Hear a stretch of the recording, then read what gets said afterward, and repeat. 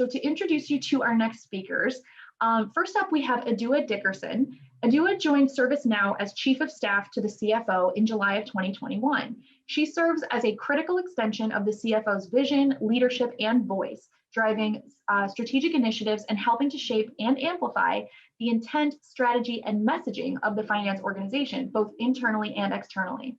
Edua earned a BS in mathematics from UCLA, an MBA from Duke University, and is a California CPA. So welcome, Edua. She will be joining conversation with Tim Muindi. I'm so apologetic if I'm butchering your last name.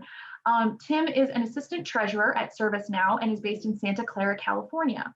In this role, Tim is responsible for treasury operations, currency risk management, capital markets, investments, and insurance. Tim was also the key architect of ServiceNow's $100 million Racial Equity Fund, which launched in February 2021, and we will, I'm sure, learn more about in the upcoming chat. Let's see. In addition, he is the co-founder of Muindi Foundation, a nonprofit organization dedicated to bringing people and resources together to meet the needs of the underserved in their community, specifically those who are homeless, houseless, or at risk of becoming so. So welcome to both Tim and Edua. I'm so excited to hear this conversation. I'll turn the stage over to you. Take it away. Hi, thank you so much. We are so excited to join all of you. It's so interesting to be in these forums where we still don't get a chance to hear all of the energy, but we've heard that the last couple of days have been going phenomenally. And so, we're just sending out some good vibes to all of you. As they said, I'm Edua and this is Tim. We're really excited to talk to you guys a bit more about the Racial Equity Fund that ServiceNow launched. So Tim, as we get started here, I really want to just ask you, we've been sheltered in place for about 16 months or so, and the world has, tilted on its axis, especially with what happened with George Floyd last year, with Breonna Taylor, and many more. As a Black man, what happened for you, and how did you and your community get engaged? Right. I guess, first of all, Edua, it's good to be having this conversation with you and, just talking a little bit about the fund. So essentially, like you said, there's a lot that's been going on in the last almost a year and a half. And for me, I think a lot of it was around, the murder of George Floyd. So as a Black man, one of the things that really impacted me was just seeing how nonchalantly that happened in broad daylight. I think the first emotion for me was just anger, right? Just seeing that happen. But then after that, it was more fear, right? And as a Black man, just seeing this happen and just the thought of, hey, that something like that could happen to me as well. But what we did as a family was just kind of sit around and say, it's like, hey, we got to do something. We got to get off the sidelines. So we were watching TV and just watching the protests happening in, all over the country and also, in my hometown here in San Jose. And one of the things that as we were watching, there was reports of potential damage of businesses downtown. And so what we did, my daughter said, is like, hey, let's, get together, let's go help them clean up, fix up whatever needs to be done. We just can't sit home watching TV. So, essentially got brooms, shovels, got tools, I just went downtown and just said, like, let's see if we can help any of the businesses. Fortunately, there wasn't that much damage. So we came back home and then we said, it's like, okay, we have to do something. We've been pretty passive in the past, but this is no time to be passive. So we sat around and just started having a discussion as to what can we do. And part of that was, my wife, she, mostly runs the foundation, and she was thinking about, different ways that she can continue to work with the homeless. And especially most of them, since they're people of color, to be able to just help them get more services as well. And then my daughter's an attorney. And so one of the things she said is like, she could actually start working with legal aid to, start expunging records of people of color that previously didn't have access to, multiple services. And so this would actually help them get jobs, get housing, and so on. And then my mother-in-law, who also lives with us, she's retired, and she said, is like, well, let's make signs. Let's go protest downtown at San Jose City Hall. And mostly it was around raising awareness and also just, around, racial injustice, but also a call to action. I had never protested in my life, at least not publicly anyway. So I said, sure, I wasn't comfortable with it, but this was no time to be comfortable. So, we did that, from June to December, every Saturday for 2 to 3 hours. Even at the end of December, I was still not comfortable with it, but that was not the point. Thank you so much for sharing that, Tim. I remember it was extremely tough for me as a Black woman, and it was a really interesting time. As Meg mentioned when she introduced me, I was actually not yet at ServiceNow at this time. Right. I was still at Google, and I was leading our Black Googler network. And so trying to be a resource for that community of over 3,000 Black employees around the world and our broader community of allies was extremely challenging.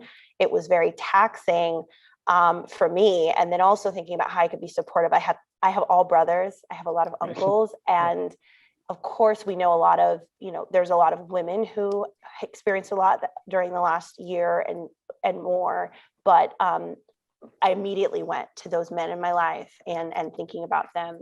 So, you talked a little bit about, the women in your life, your mom, your wife, your daughter. These are clearly some phenomenal women. Right.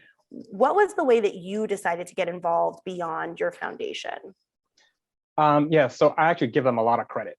Because when we came back, they started coming up with ideas, right? Lots of ideas, and I was drawing a blank. It took me a while just to think about how can I contribute and how can I get off the sidelines, just especially in my professional life, right? So one of the things that I decided to do was start researching just around the systemic issues around wealth and the wealth gap. So one of the books that I actually read was The Color of Money, Black banks and the racial wealth gap. And so this actually provided a huge historical context for me in terms of all the injustices around wealth building. And so just from that research, I continued to read other articles that came along, but what crystallized for me was a Citibank report that was published in September. And this actually had, quantified the cost of Black inequality. And they quantified that as $16 trillion over the last 20 years. So that's been the cost of Black inequality over 20 years. Excuse me. And so from that, it just, broke it down in terms of, what areas. And the one common theme across the board was a lot of this inequality was just driven by the lack of capital or limited access to capital that Black individuals, families, and communities have had historically. And so as I thought about my role, like I was mentioned in the introduction, part of what we do is ensuring that the company has access to capital. And so I thought about, hey, we can actually leverage our expertise, me and my team's expertise, and also the company's $4 billion plus cash and investment portfolio to actually now provide equitable opportunities to Black communities. And so as I tried to think about how do I create this business case, I talked to a lot of financial institutions, a lot of my peers, just to find out what exactly and where can we fit in. And I came up with three key areas. One was around homeownership and affordable housing, entrepreneurship, and then neighborhood revitalization. So those became the three key focus areas that I started putting a business case on. But for context, early in the summer, the company had actually come up with a strategy around DIBS. So it was a 5-point plan. It was all around workforce training, giving employees a voice, equity for all, lobbying for good, and then recruiting and career advancement. And so as I created this business case, it fit in really well with lobbying for good, which was all about advocating for change and also, actually making that happen, right? Both locally and systematically as well. And so that's what I used as context to, have the conversation with Gina, our CFO, and she was extremely supportive of it. She really leaned in on it and said, let's get this on the board calendar for the next board meeting, and let's get this approved. Let's get this off the ground. And so we did that, had the, meeting with the board. They were very enthusiastic, we got it, get approval. And then we had a whole cross-functional team that was involved to be able to stand up this fund. That is awesome. Yeah. I love it when you have those moments where you're like, can I raise my hand? Can I introduce this kind of bold idea? and how will, folks react and to see ServiceNow come around you and say, this is an awesome idea and we're happy to get involved. That's awesome. But I got to tell you, I had sleepless nights just, before I actually took the idea, because like, is this a career limiting move for me? Right. Especially a Black man taking this bold action. But my gut kept telling me, is like, this is a case you have to make. And, and here's a huge opportunity for ServiceNow. Right. And so that is the one that kept motivating me to just don't give up on it. It's, and let's just, give it a shot, see what happens. Absolutely. Yeah. We have to use our voice, right? Right. So why did you choose to focus the fund? You mentioned just now, right? It's on homeownership, affordable housing, entrepreneurship, and neighborhood revitalization. You mentioned like, hey, the research was showing you that this is the area that would matter, but what more can you tell us about why that was important and why we chose those places? Oh yeah, definitely. So essentially in the US, homeownership is the number one way that most people build wealth and families build wealth, right? So that was, easy, thing to kind of identify as to, hey, we want to solve the, this racial wealth gap. This is a great place to start. And then there's actually an article in Forbes, last summer as well, that said homeownership was one of the key things to help solve, the wealth gap. And there was also a story in the Washington Post as well that talked about this widowed Black woman in North Carolina back in 1936. She had saved $500, used that to buy a home, and it changed her family's financial status for the rest of their lives, right? So essentially, you could see how this is a key in that. But to be able to afford a home, you need capital, right? And Black individuals, and families, they're more likely to be denied access to capital to be able to either start a business or, for home loans. And that actually shows up in the numbers. So you see there's actually a 30 percentage point gap, at least in the US, between Black and white families from a home ownership perspective.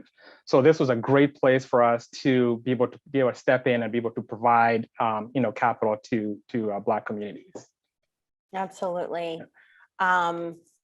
Admittedly, I am the first person in my family to own a home, and I am excited for the opportunity that it's going to create for those that come behind me. In addition to wealth creation, why is home ownership so important? Right. Yeah, great question. I think home ownership actually anchors families in communities. And this is what helps communities thrive. So I'll give you an example, right? One of the examples I like to use is if you think about one of these large box store hardware stores, right? You likely will not find them in a place that has a lot of rental homes. And that's because they don't tend to do a lot of remodeling of their homes, right? But in areas where you have a lot of homeowners, you'll find those types of stores. And what happens with those types of stores is they actually bring jobs to the community. And then that attracts other types of businesses to that community. And so that helps the property values go up. And those property values go up, that means your property taxes are also going up as well. And what those property taxes do is really help fund the schools. So it helps provide better educational opportunities for the children in that community. And so you can see it has this incredible multiplier effect. And this is why we chose to have this as one of our key areas of focus. Awesome. Yeah. So talk to me a little bit about affordable housing, entrepreneurship, and neighborhood revitalization. Those were the other three areas you said that we've kind of leaned in on. Why did we choose those three as well? Right. So, with affordable housing, obviously, either not everybody is in a position to buy a home or wants to buy a home, right? But they need to have, at least an affordable place that they could live.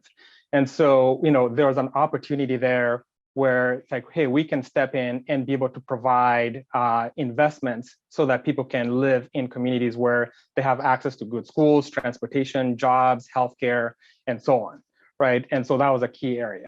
And then on the neighborhood revitalization, if you just think about your own neighborhood, it's like you're more apt to go out and engage with your community if you have, public spaces where it feels like, hey, I'm comfortable taking my family to those areas, whether it's a park, and also just beautification projects as well.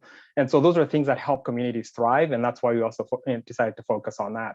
So you can see that we have these big three themes big challenges. And ServiceNow, we Absolutely. just decided, hey, we're about taking on big challenges. And this is one area we said, we're going to lean into this and just take on this challenge. Absolutely. And I have to admit, that's one of the things I've loved about being here. I've been here a year next week, everyone. So I will be celebrating my 1 year in just about a week. Yep. Thank you.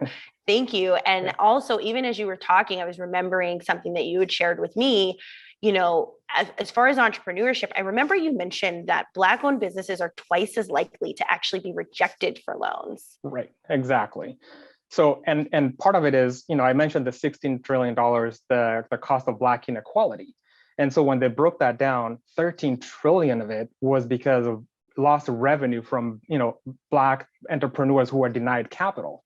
So that's, you know, that's a big number, right? And so Huge. that's also an opportunity that we saw. It's like, hey, we have an opportunity to be able to step in and, you know, at least fill a void, you know, in providing capital to Black entrepreneurs. Tim, every time we talk, I feel like I learned something new, and I'm always so deeply inspired. I'd love for you to give the group a quick update on kind of the progress of the deployment of the fund and any quick stories you might have around its impact so far. Definitely my favorite part, right? Talking about outcomes. So like, you know, we said is like, hey, we committed $100 million and we actually funded the entire $100 million back in February. And so we're about, you know, 4 months in and 50 million of it has already been deployed.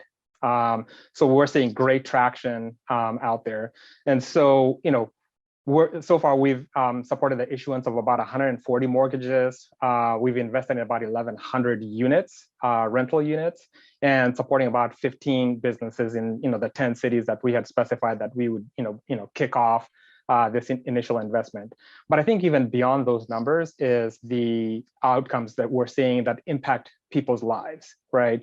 For example, there's 2 multi-housing units in Chicago that we're supporting, and we've invested in, and you know, about 90% of the residents are Black. Almost 99% are, you know, the head of household is a woman, and 90% they're, you know, low to moderate income, right? And so what we're doing with that investment is really rehabbing the facilities and also providing common spaces, you know, whether it's playgrounds or whether it's gyms.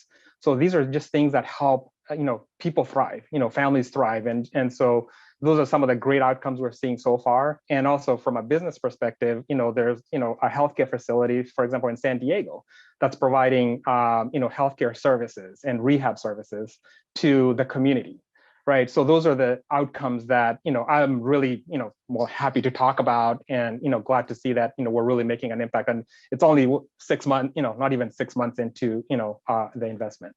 Yeah, that's awesome. And it's just the beginning, like you said, right? It has a ripple effect. Yeah. I want to just give a quick nod to the audience. We only have about 2 more prepared questions. We'd love to start to get some of y'all's questions in. So please feel free to keep sharing those with the Power to Fly team. So the next question I have for Tim here is, you know, we've had to answer this question countless times. I myself, as soon as we posted about this, I had several friends in other Treasury departments at really big logos say, hey, how'd you guys do this? How is it actually working? We're thinking of doing something similar. How does the fund actually work? And I know you had a quick infographic you pulled together. Sure. So I'm going to pull that up for you to speak to. So give me a sec just to pull that up, but you can go ahead and get started. Okay. Yeah. So we've partnered with Royal Bank of Canada. So that's who we've partnered with to execute this strategy. So what Royal Bank of Canada does is we've given them the criteria, right? So we've talked about here are the key areas we want to focus in. Here are the 10 cities we want to, you know, initially focus on. So we've given that criteria. And so what they do is they go out and work with, you know, a network of originators. So these are all the community banks, community development, financial institutions, and also with other lenders that support underserved communities. So they work with those to really get those loans, but then they run it through a screening process, right? So one of the things that they're running it through is just making sure it meets our criteria. But one of the important things we also make sure that they run through is ensuring that these are not predatory loans, right? So Black communities, individuals, families, they've been victims disproportionately of unfair lending practices. That means these are loan terms that are abusive, right? And so we want to make sure that we are facilitating, fair lending practices as well. So once they run that through that, then that's the point that we actually take those loans, we fund those loans, and whether they're home loans, business loans, and from there, we actually own them. And then any returns that we're getting from the fund, we actually putting it right back into the fund. So we want this fund to be something that's sustainable, that continues to grow over time. And the whole goal is being able to just create more capacity in the financial system to be able to provide these loans. So that's how it works. Yeah. That's really awesome. As I mentioned, we've got one more question pre-prepared for Tim. I just absolutely love this, and it's been so inspiring to join ServiceNow. I was a super active person, obviously, in my past life at my past employers, and to see employees get engaged, get involved, and that be so welcome and embraced and amplified at ServiceNow. It's been really impressive. So my final question to you, I think we've got one question that's come in so far from the audience, but my final question to you before we turn to that is, what is the greatest lesson that you've learned through this experience? Great question. I think the greatest one is get off the sidelines, right? Just the commitment to get off the sidelines, right? Like I mentioned, I was pretty passive before, but it took essentially George Floyd's murder to be a trigger to get off the sidelines. So I think that's the biggest thing. But it's not only just getting off the sidelines, but it's just educating yourself, right? And so part of it was just the education process to, what's contributing to, the racial wealth gap. And so the reading and, getting that understanding. And then the next thing is just being comfortable with being uncomfortable, right? Like I said, it's like, it took me a while to just, put the businesses together and then have the conversation with executive management, but I feel like we're achieving great outcomes so far, right? And so, and sometimes some of the things that you need to make an impact are sitting right in front of you. Part of my role is essentially what led to this, to this fund. And I hadn't thought about it, but it was right there in front of me. And so I think that I'd say probably just those are the things that are, key in just making this happen. Awesome. Yeah. So the first question that we got is, what is the evaluation criteria? I think you talked a little bit to this, but I do, want to give you this question from the audience. Is, what is the evaluation criteria post-funding, and how do you measure how much impact the fund is creating? Right. So, like I mentioned, one of the things that before our partner RBC goes out and tries to source these loans is like we have a criteria. So we've given them guidelines. Here's exactly what we're looking for. So, for example, if it's home loans, we're looking for homeowners located in predominantly Black communities, right? So that's where they're focused on. So they're using census data to be able to really direct that funding to those communities, right? And so, that's how we take those loans into, how we actually fund those loans, right? And then post-funding, now this is where we actually get, reporting every quarter that says, hey, here's what's been funded so far. Here's where it's located. So we actually get very detailed data on, where that funding has gone. And then this is where we also talk about these outcomes. We understand, like, for example, like the housing, multi-housing units in Chicago. So we get some of those details that help us to know, like, okay, we are having this type of impact, and what is our money, going to do. Awesome. Yeah. Waiting for any additional questions that might come in. We do have a couple more minutes. We did put a couple in our back pocket just in case. My next question for you that we got a lot, both publicly and internally from the Black employees of ServiceNow is, why did we choose RBC? Like, what was the logic there? I think that one's always a good one for us to get in front of. Right. That's always a good question, right? It's Royal Bank of Canada. So what does traditionally what a Canadian bank? Why would they be running a racial equity fund? But it was just through a lot of research and talking to a lot of financial institutions. And so, like I said, we were looking to make an impact in at least to begin in 10 cities, right? And we had a big mission that we were trying to accomplish. And Royal Bank of Canada had actually been doing impact investing for over 20 years. right? So we saw an opportunity to really leverage the network that they had built, over the 20 years. And so that's why we made the decision that, hey, this is a good partners for us, because we wanted to get this stood up fairly quickly and start having an impact. Like I said, we've done 50 million in less than 6 months, right? So, this also goes to just shows like, yeah, we made the right decision in the partner that we chose, and we're actually seeing the outcomes that we were hoping to see at this point. That's awesome. Yeah. Yeah, I remember us getting that question. I was like, oh, I'm sure there's lots of reasons Right. why, but it is awesome. I think, I'll just have a couple closing words. We haven't gotten any additional questions, but the one thought that I wanted to share is, I've hailed from some pretty big logos out there, pretty big organizations, and this was an impressive commitment.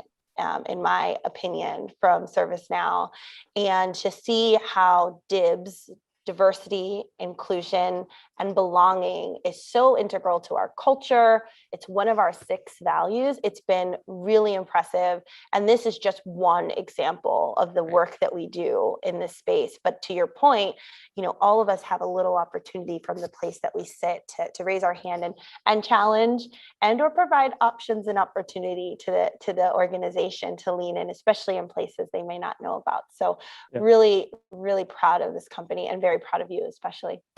So we did get a question from Patricia. Her question, and this will likely be the last question because I know y'all have plenty of great presenters coming in. Patricia asks about home ownership. Have you worked much with the organization Habitat for Humanity, or have we worked in any sort of partnership that you're aware of? And then I can close with a comment on that as well. Okay. So in short, we haven't worked with Habitat for Humanity.